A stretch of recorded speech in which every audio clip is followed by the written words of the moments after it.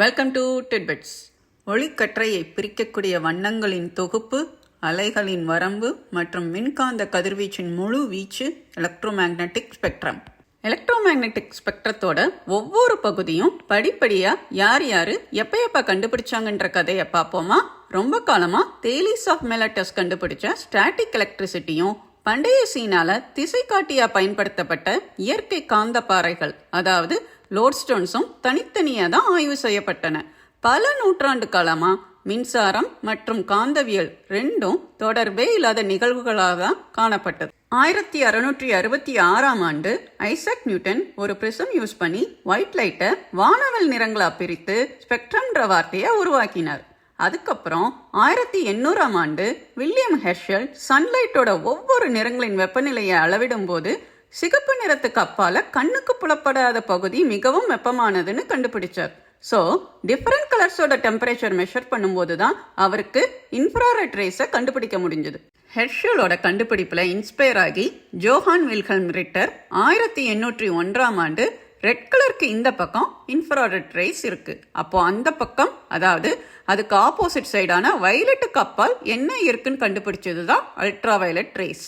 1820ஆம் ஆண்டு Hans Christian ஆர்ஷட் மின்சாரம் ஒரு திசைக்காட்டி ஊசியை திசை திருப்பக்கூடும் என்பதை கண்டுபிடிச்சார். அதுதான் மின்சாரம் காந்தத்தை உருவாக்குன்றதுக்கான ஃபர்ஸ்ட் க்ளூ.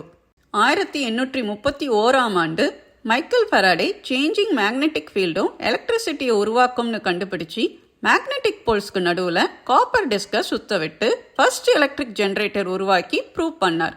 அவருடைய எக்ஸ்பெரிமெண்ட்ஸ், குறிப்பாக எலக்ட்ரோமேக்னெட்டிக் இண்டக்ஷன், அதாவது மின்காந்த தூண்டல் பற்றிய ஆய்வு தான் electric Motors, transformers, power generation போன்ற தொழில்நுட்பங்களோட வளர்ச்சிக்கு அடித்தளமாக இருந்தது.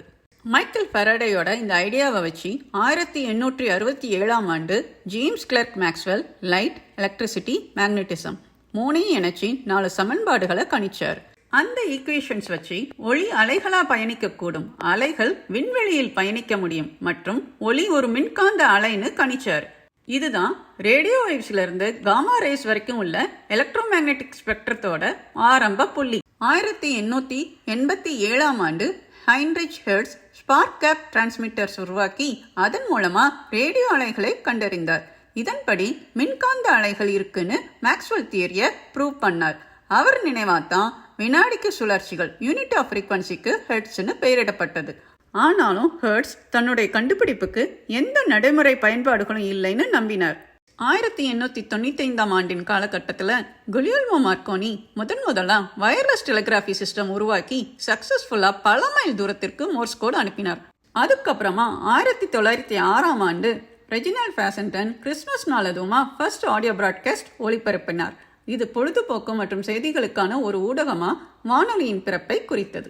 1895ஆம் ஆண்டு வில்ஹெல்ம் ரோன்ஜன் கேத்தோட் ரேஸ் பற்றி எக்ஸ்பெரிமெண்ட் பண்ணும்போது எக்ஸ்ரேஸை கண்டுபிடிச்சார். தன்னோட வைஃபோட வெட்டிங் ரிங் போட்ட கையத்தான் முதலாக எக்ஸ்ரே எடுத்தார். பால் வில்லர் 1900ல் ரேடியத்திலிருந்து வரும் கதிர்வீச்சை பற்றி ஆய்வு செய்யும் போது தான் காமா கதிர்களை கண்டுபிடிச்சார். 1894ஆம் ஆண்டு இந்தியன் பிசிஸ்ட் ஜெகதீஷ் சந்திர போஸ் முதலா மில்லிமீட்டர் வேவ்லென்த்ல மைக்ரோவேவ்ஸை உருவாக்கி ஆய்வு செய்தார். 1924ஆம் ஆண்டு ஆல்பர்ட் ஹல் மைக்ரோவேவ்ஸ் உருவாக்குற மேக்னட்ரானை முதலா கண்டுபிடிச்சார். ஆனா 1940ஆம் ஆண்டு ஜான் ரேண்டலும் ஹாரி பூட்டும் கண்டுபிடிச்ச மைக்ரோவேவ்ஸ் ஜென்ரேட் பண்ற high power resonant cavity magnetron தான் 2ஆம் உலகப் போரின் போது ரேடார் அப்ளிகேஷன்ஸ்க்கு ரொம்ப யூஸ்ஃபுல்லா இருந்தது. சரி, மைக்ரோவேவ் அவன் உருவான கதை சொல்லவா? 1945ல் அமெரிக்கன் இன்ஜினியர் பெர்சி ஸ்பென்சர் 2ஆம் உலகப் போர் நடக்கும்போது ரேடார் டெக்னாலஜியில் ஒர்க் பண்ணிட்டு இருந்தார். மேக்னட்ரான் டிவைஸ்க்கு பக்கத்தில் நின்றுட்டு இருந்தப்ப தன் பாக்கெட்டில் இருந்த கேண்டி உருகுவதை பார்த்தார்.